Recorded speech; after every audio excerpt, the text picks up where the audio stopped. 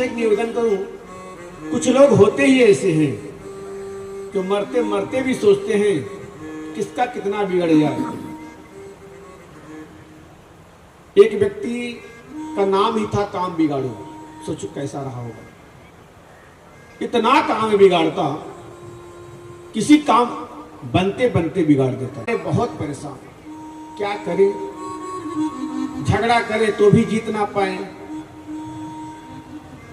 उससे उलझ ना पाए, तो चुप शांत हो गए। लेकिन जब वह बीमार हुआ, अब मरने लगा, जान गया कि अब मैं मर जाऊंगा, तो उसने कहा कि गांव वालों, मुझसे बड़ी गलती हुई है ना, हमने तुम्हें बहुत धोखा दिया है, बहुत कष्ट दिया है ना। गांव वाले ने कहा कोई बात नहीं भैया, अब दुखी ना हो, जो हुआ सो हुआ, क्योंकि डॉक्टर ने भी बता दिया था वे जाने वाले हैं, अब इस शरीर की छूटने वाली है। तो काम बिगाड़ू ने कहा भैया क्या मेरी अंतिम इच्छा पूरी करोगे? हाँ हाँ भैया तुम बताओ, जरूर पूरी करेंगे। भैया मेरी इच्छा है कि जब मैं मर जाऊं और आप श्मशान जाने लगे तो मेरे मुख में कील डाल देना, कील। अरे राम राम राम भाई, यह क्या कहते हो, हम तुम्हारे मुख में कील कैसे डालेंगे? भैया मेरी आखिरी इच्छा है, यही हमारा प्रायश्चित है। और जब उसका शरीर छूटा तो उस गांव वालों ने सोचा कि इसकी अंतिम इच्छा रही तो कुछ पूरी कर दो। तो जब लेकर जाने लगे उसके मुख में कील, और कील भी तो मुर्दे कैसे ले जाता था, फिर उसके हाथ मुख में कील। तो फिर जब जैसे बाजार में पहुंचे पुलिस वालों ने रोक लिया, भैया रुको रुको रुको, क्या है? बोले कि भैया हमारे गांव का काम बिगाड़ू है, इसका शरीर शांत हो गया, अब हम लोग श्मशान ले। नहीं नहीं मुझे भरोसा नहीं है, खोलो खोलो, मुझे देखना है। अब जब खोल करके देखते उसके मुख में कील। पुलिस वालों ने कहा राम राम राम, इसके मुख में कील डाल के तुमने मार डाला, चलो सब लोग। अब कारागार में ले जाकर हवाले कर दिए, जेल में बंद कर दिए सबको। गांव वाले ने कहा हे भगवान, जब तक जिंदा रहा चैन से जीने नहीं दिया, और मरते मरते भी नहीं जीने दिया, जेल में लाके जाके डाल दिया। बोले राधे राधे। कुछ लोग भी ऐसे होते हैं। दुर्योधन मर तो रहा है लेकिन मन में उसका द्वेष अभी भी समाप्त नहीं। क्या करूं, कैसे करूं, एक तो मर जाए। अश्वत्थामा ने कहा मित्र तुम एक की बात करते हो, अरे मैं 5 को मार करके आता हूं। अच्छा, और अपने रक्त से ही दुर्योधन ने तिलक कर दिया, अभी मैं जीवित हूं, तभी भी मैं राजा ही हूं। राजा जब तक जीवित है तब तक वह राजा। कुरुक्षेत्र में पड़ा है, यहां तक गिद्ध खाने के लिए दौड़ रहे हैं, लेकिन फिर भी यह ग्लानि है कि एक मर जाए। काक उल्लू के न्याय से अश्वत्थामा ने पांडवों का वध करने का निर्णय लिया। लेकिन एक बात बताऊंगा आपसे, जिसने अपना भार ठाकुर जी को सौंप दिया हो, भला उसकी कभी हानि हो सकती है? हाँ या ना? नहीं। भगवान ने कहा पांडव आज खूब सो रहे हो तुम लोग, क्यों? क्या करूं ठाकुर जी, सोना तो पड़ेगा ही, हमें क्या चिंता? चिंता तो आप करो, हमें कुछ ना करने, हम तो आराम से सोएंगे।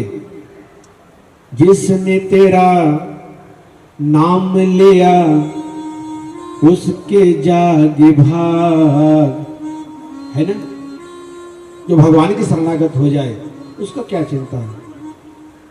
सोते हुए जीवन से अब तो प्राण जाग, जिसने तेरा नाम लिया उसके जागे भाग, सोते हुए जीवन से अब तो प्राण जाग।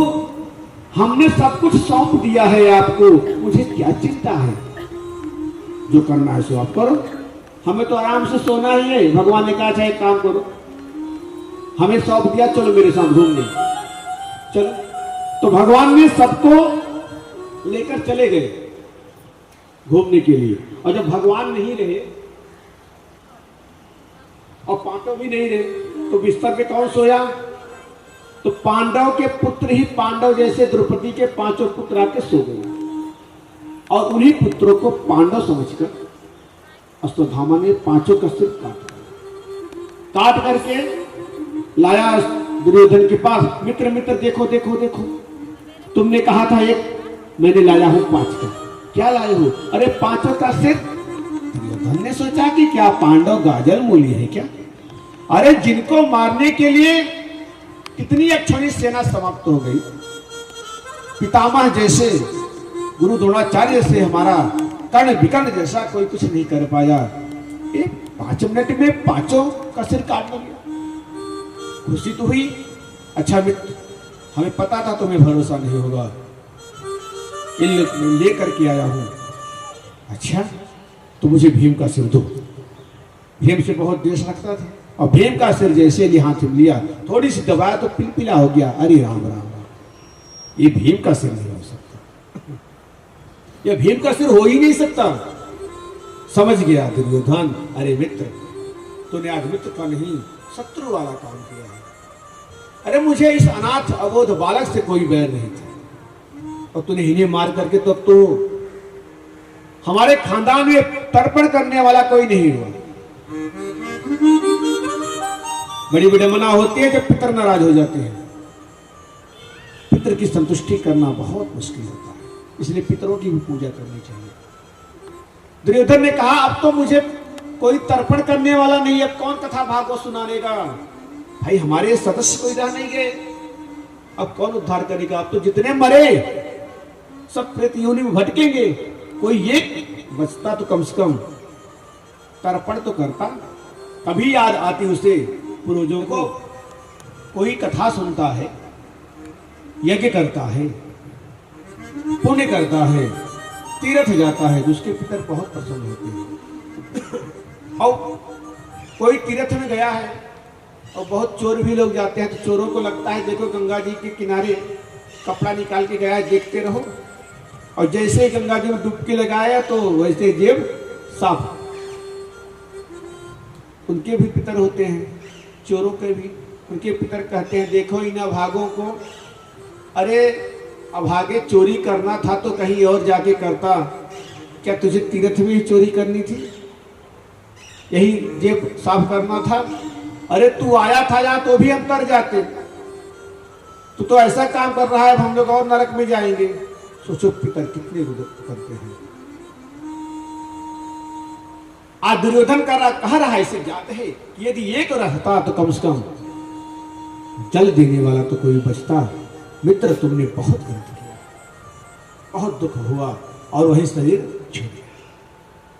अब अश्वत्थामा ने सोचा यदि पांडव जीवित हैं तो हमें छोड़ेंगे नहीं, छोड़ेंगे नहीं।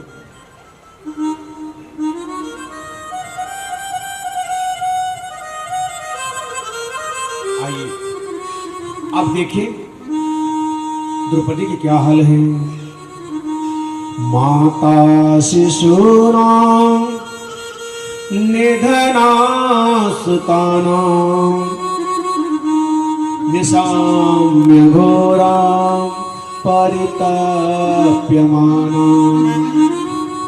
तदा रुदध्वज पटलाकुलाक्षी तां सान्त्वयन्नाः किरीटमाली तां सान्त्वयन्नाः किरीटमाली।